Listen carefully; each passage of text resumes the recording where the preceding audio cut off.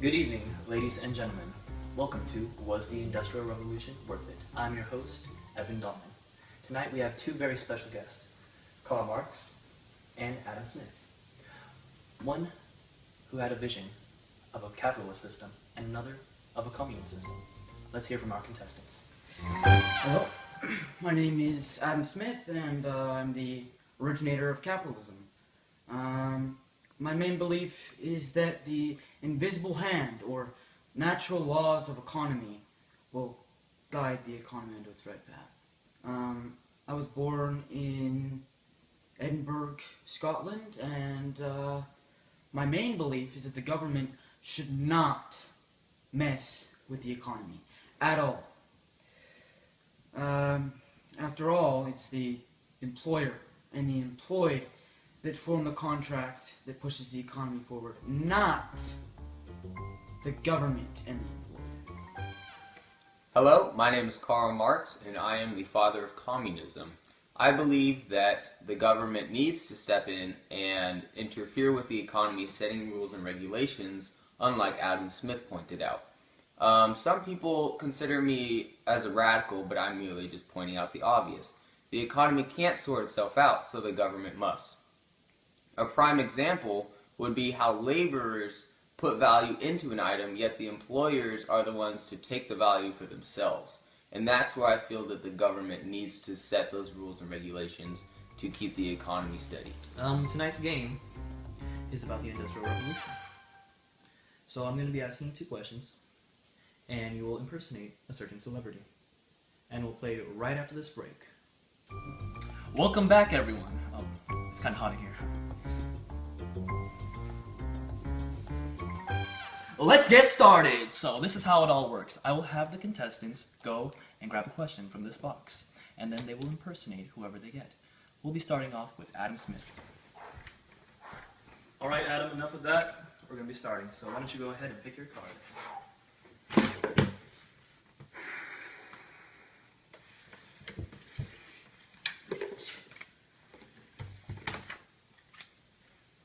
Alright, thank you. So the question is, what benefits did industrialization bring? And you will be impersonating.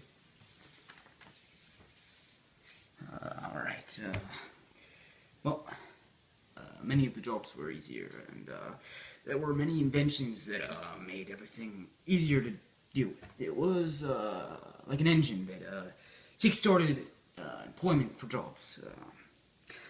Much of the new technology that created easy, single task, unskilled jobs. I think there was a quote I wrote in one of my books. It was to feel much for others and little for ourselves, to restrain our selfishness and exercise our benevolent affections, constitute the perfection of humanity. So, Karl, what are your thoughts? Well, before anyone decides that the Industrial Revolution was an all-positive event, we must identify it for what it was. Industrialization was the period of social and economic change that transformed human society from strictly agrarian society into a more industrialized society involving the extensive reorganization of an economy for the purpose of manufacturing. Okay. Alright, audience, who do you think won? I think Marx won. Yes! Woo! No! Excuse me, it's getting a little bit chilly in here, so... But anyways, Mark, since you won the last round, it's your turn to pick out of the box. I mean, if you say so.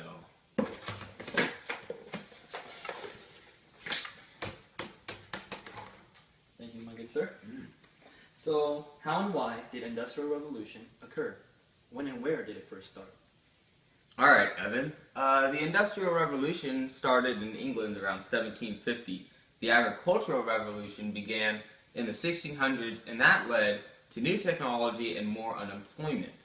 England was the first country to industrialize because it had the 7 factors of production that are needed for industrialization. They include natural resources, labor, capital, transportation, government, education, and entrepreneurial spirit. What would you like to add? The agricultural revolution led to more population growth. The unemployed, as well as the extra population, had to work somewhere, and so they looked to the factories for new jobs.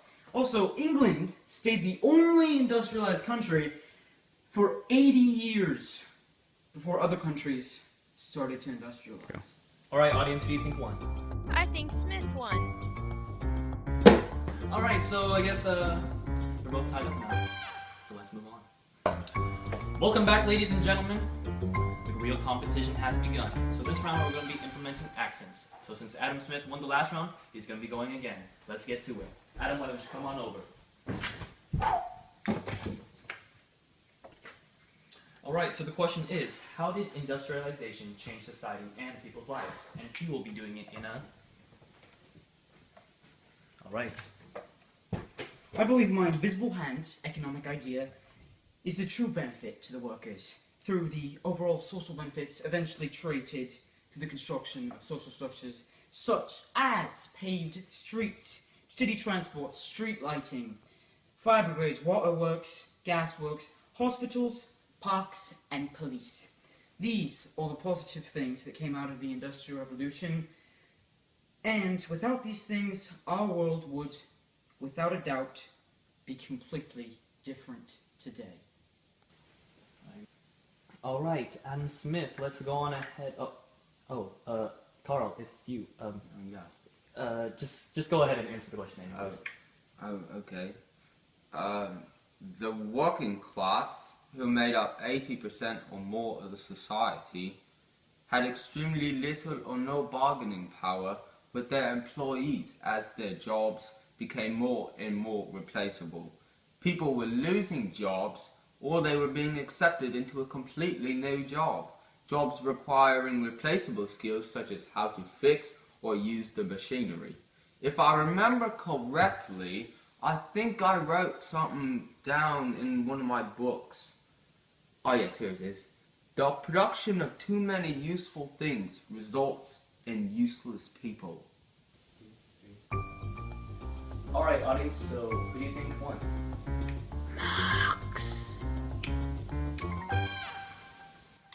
All right, Mark, since you won the last round, it's your turn to pick from the box again. Alright. Having trouble? Yeah. Got it. So the question is, did any of your hopes or predictions for the future come true? Why or why not? And you'll be doing it in a... Ooh man, I don't know if I can do that. That's pretty tough. My hopes for the future generally did not come true. I'm so sorry, it's really hard for me. Most property is privately owned, yet the government has no control over that.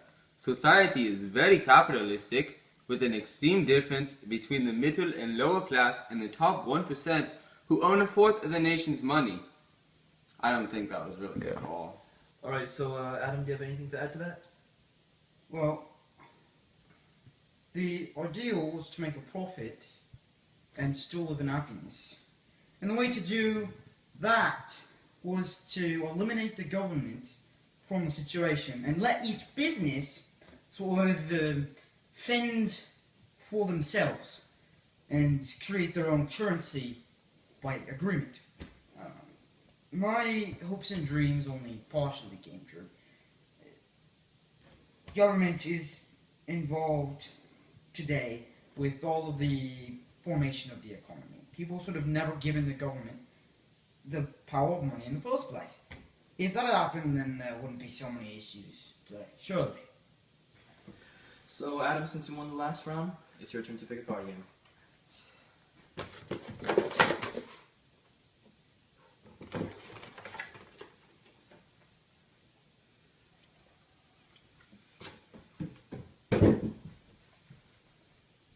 So, the question is, do any of the problems of industrialization still occur today? And if so, which ones?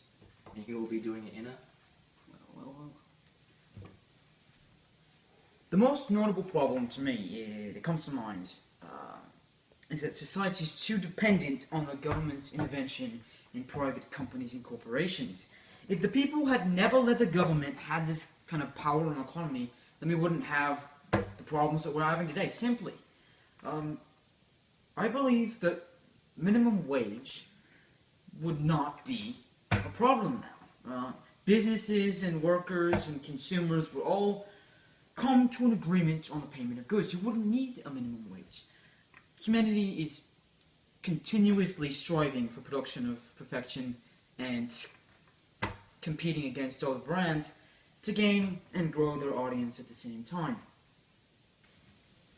Alright, Marcus, what would you like to add? Well, mate, I think I'd like to add that the most extreme problem that still exists today that goes along with industrialization is mostly pollution, because people of this day do not really care about their home planet. You know what I'm saying, right? You know? Alright. The Earth is not the top priority, but the evolution of productivity is. Also, there is still unfair payment for women versus men. And that's a huge issue. I would have to agree with Marx on this one, Evan. Oh, I see. Alright, I think that it's pretty clear that Marx won this round. Give him a big round of applause, audience. But the game isn't over yet. Smith, you still have a chance to win. So, we're going to add some special effects this round. Basically, you have to answer the questions slowly with a wide open mouth and just answer them truthfully. So let's move on. Marx, since you won the last round, you get to go ahead and pick the card. Sweet. So the question is, what problems did industrialization create? It was pretty clear that the main problem with industrialization was that the government did not care about the working conditions of how much people are paid. People will get diseases and injuries on the daily for these dangerous. Hello, ladies and gentlemen, and welcome back. The score is all tied up. It's a very close game tonight. But since Smith won last round, he gets to fix the next card.